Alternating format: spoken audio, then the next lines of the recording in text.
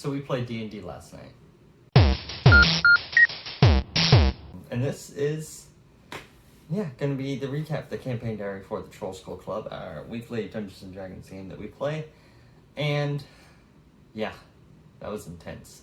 So, this session picked up with the day of the rebellion to take back the city of Emberfell from its current Duergar leadership. The party kind of woke up in the encampment of the rebellion. Everyone, a lot of tension in the air, obviously, as, they're not sure how it's going to go. Nobody's quite sure how this is all going to go, if this rebellion is going to succeed.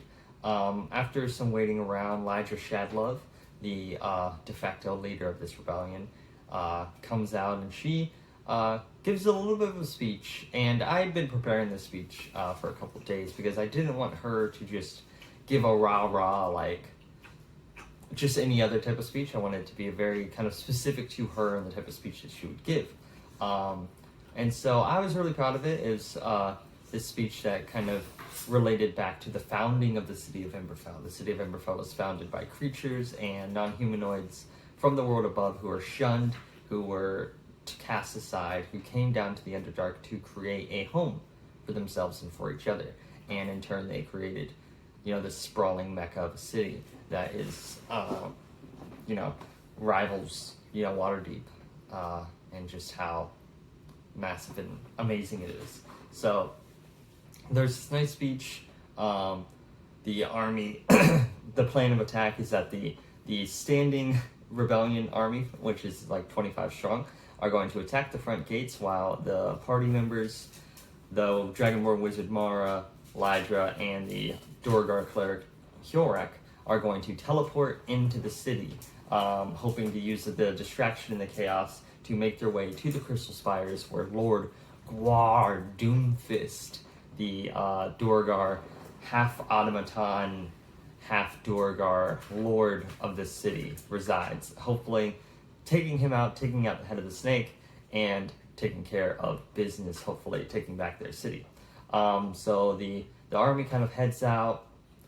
Players wait for a little bit. Quick begins, asks everyone to stand in a circle and begins tying strands of white cloth to people's wrists, connecting them and binding them, giving this speech about how much everyone means to her.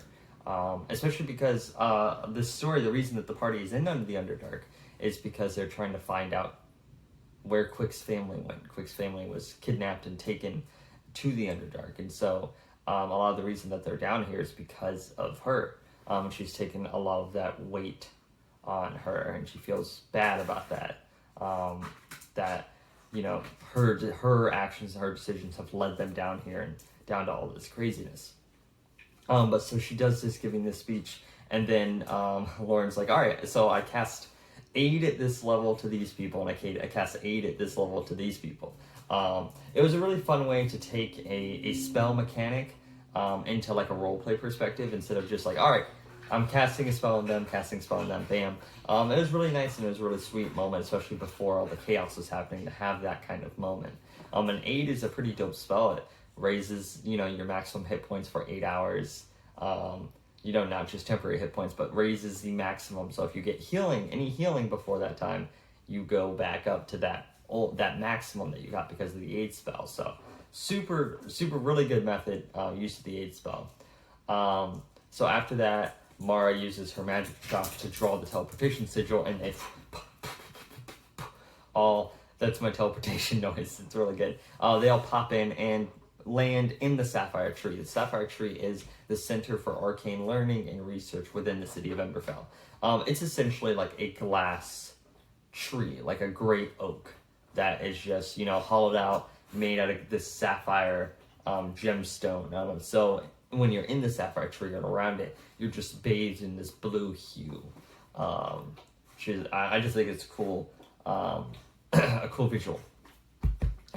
But they meet up with Seeker Verlis, who's this elderly goblin woman who is the last head seeker of knowledge at the Sapphire Tree, because the Duergar murdered the rest of them when they took over the city.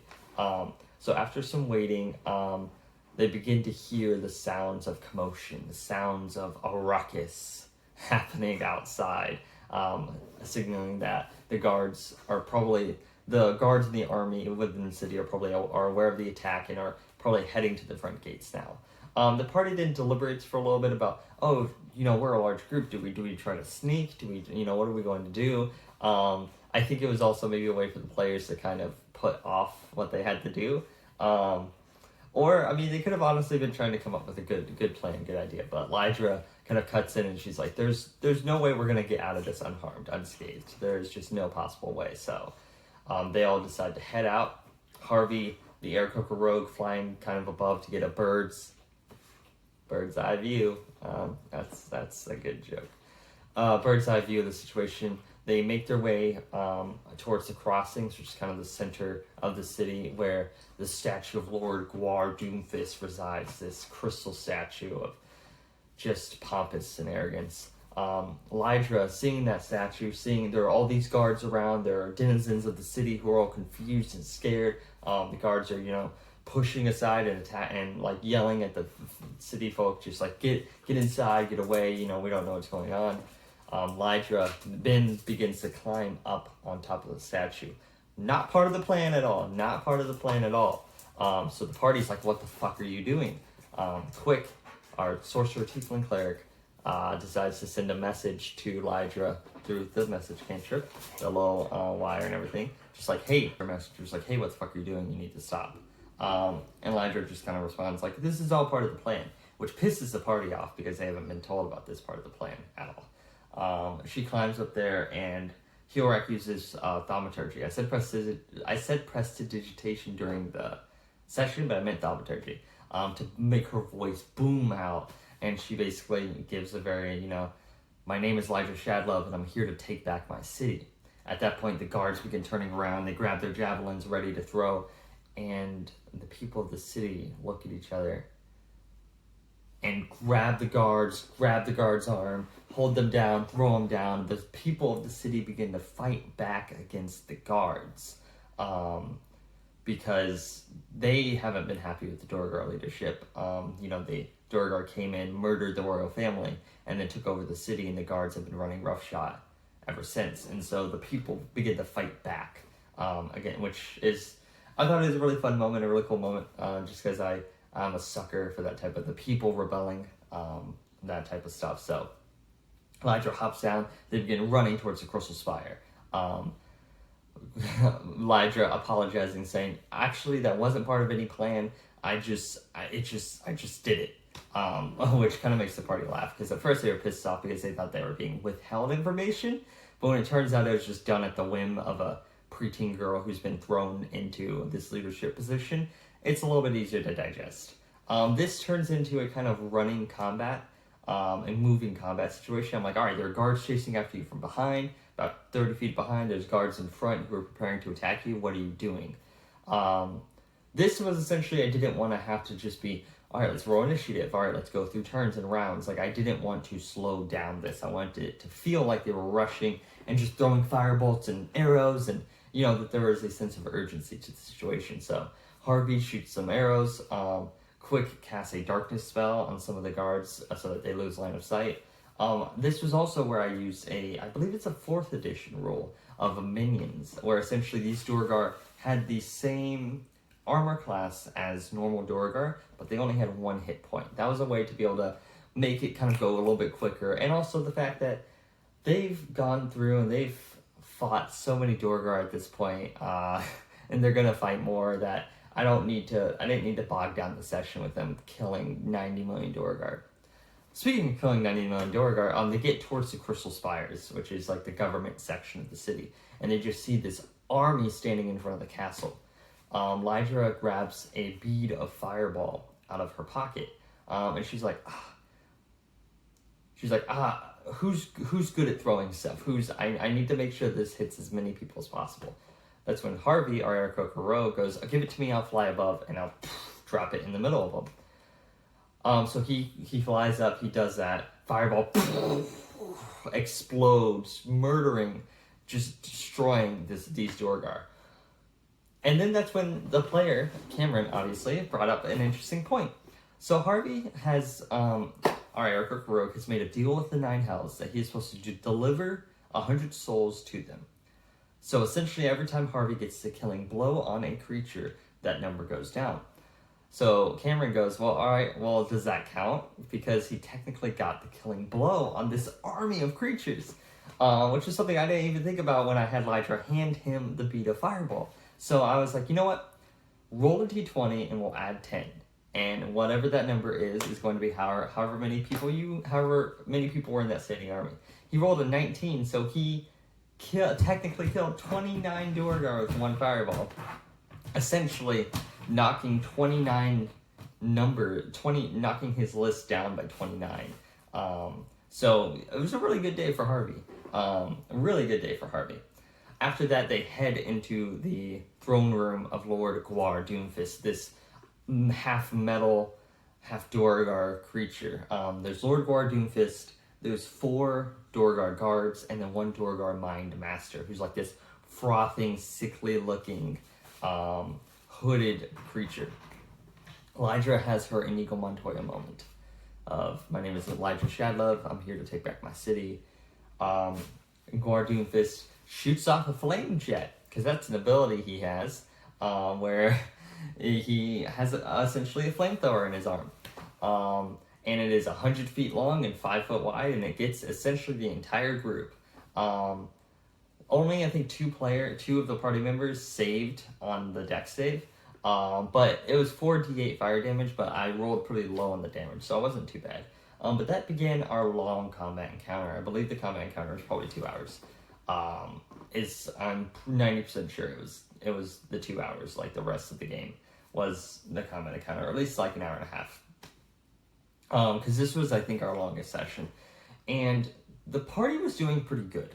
Lord Gwar Doomfist has 119 hit points and 21 AC, so he's a little bit hard to hit. But they were mostly focusing on the Duergar guards and the Mind Master so that they could all focus on Gwar Doomfist.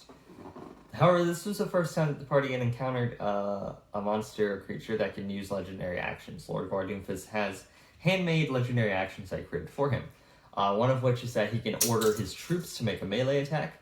One of which is that he can make a melee attack himself, and then he can use all 3 in one round to do another flame jet.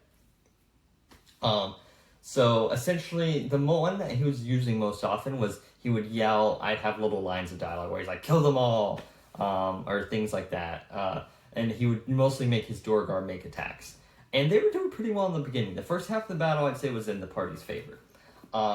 They weren't getting much damage done on Doomfist, but they were taking out the Duergar very quickly. However, the legendary action for the Kill Them All has a caveat that if there are no more Duergar on the playing field, he can summon 4 more. And that's when the party got into trouble, when the second round of Duergar showed up and started concentrating their attacks on specific characters. They started doing that, and with the added bonus of Doomfist yelling for them to make another attacks, the party members' HP started to get pretty low, the ones that were within melee of these creatures. However, Bryn, our elven monk cleric, came in very clutch with a blindness spell on Doomfist, allowing all the players to get advantage on attacks against him, and he has disadvantage, so that worked out really well. However, he doesn't need line of sight to yell for his men to attack, so that didn't really affect that legendary action. Felicity is adorable. So that didn't really help. So Rainier Neverember, our NPC swashbuckler rogue who's been journeying with the party because he's good friends with them, went down. He went unconscious and failed a death save, which was bad. Kiorak, the Duergar cleric, was able to get him back up with a healing word, with like a 4th level healing word, got him back up. But then he went down again. And he went down by the first Duergar's attack. So then the second Duergar's attack was an instant critical, instant 2 death saving fails. And then on Lord Gwar Doomfist's turn, out of anger and frustration at being blinded at this situation, he shoots off his flame jet and kills Rainier Neverember. Rainier Neverember being caught in the fire, already having failed 2 death saves, gets flamethrowered and is dead on the ground. After that, Quick, our Tiefling Sorcerer Cleric, also goes unconscious and also fails a death saving throw. However, Hiorak is able to use another healing word and get her back up as well.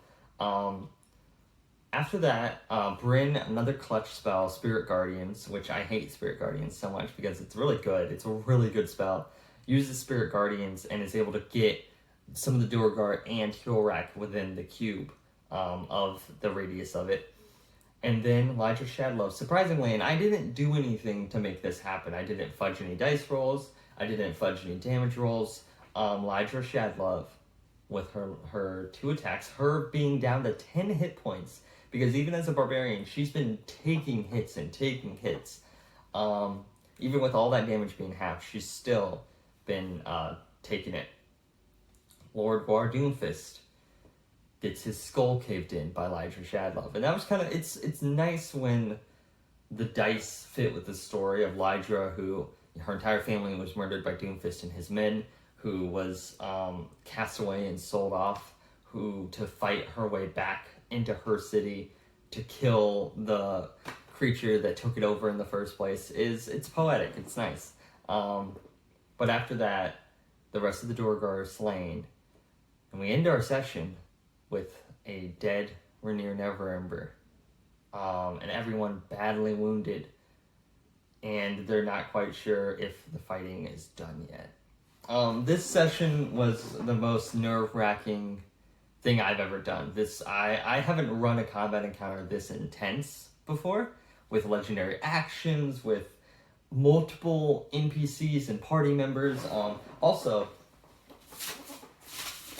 at the beginning of the video, my computer, the keyboard, basically my computer, my laptop doesn't work, so all the work that I had already done on it, all the character sheets and everything, were gone. So I essentially had to create paper character sheets for all the NPCs and all the bad guys that I was running today.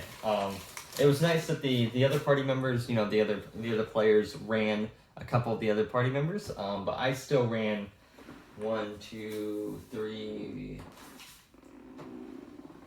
I ran 3 NPCs and then obviously all the bad guys. Oh, you're so cute, so cute.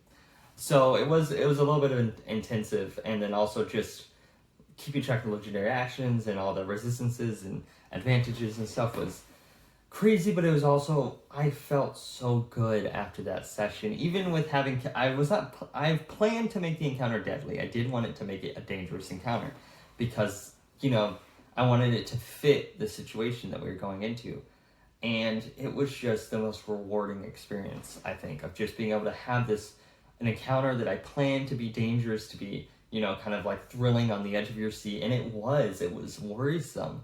The party is doing really good, and they had a lot of great plans going into it, but there's dice situations, didn't go into sometimes don't help, and sometimes, you can't know all the facts, all the information. And so it was really great though. It was a really fun session. I really enjoyed I was worried about how to do the beginning section of how do I convey that all the chaos and everything that's going on, and I think I did a pretty good job of conveying the chaos and the situations that's going on, and able to give them a sense of urgency and make them feel like things are happening around them, but not bog it down by going, okay, there are 2 Duergar in the street, let's roll initiative. Okay, there's 5 Duergar over here, let's roll initiative. I think using the minion rules was a really great idea.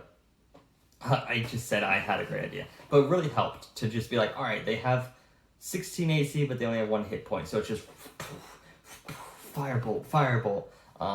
And it also makes the party seem like badasses. They're going through the city just blasting dudes. But yeah, next session is going to be interesting.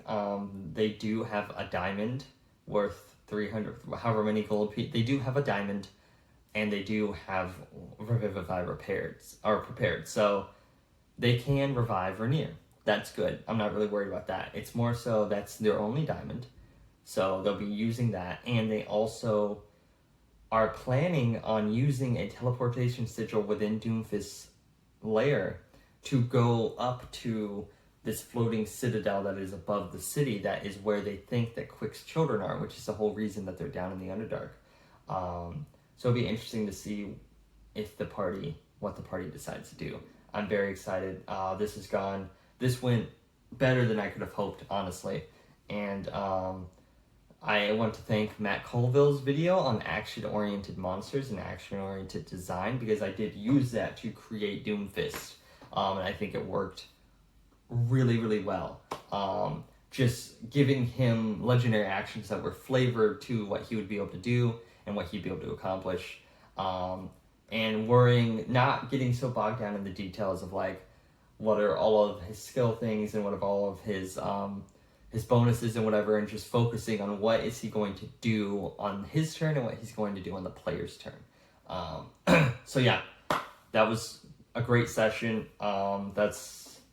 Was insane and stressful, but also probably the most rewarding session I think we've had so far, at least from my perspective, just because of the amount of work I put in to make this encounter, make this whole ramping up to this moment was really cool. So yeah, that's everything. That's my campaign diary. I will see you later.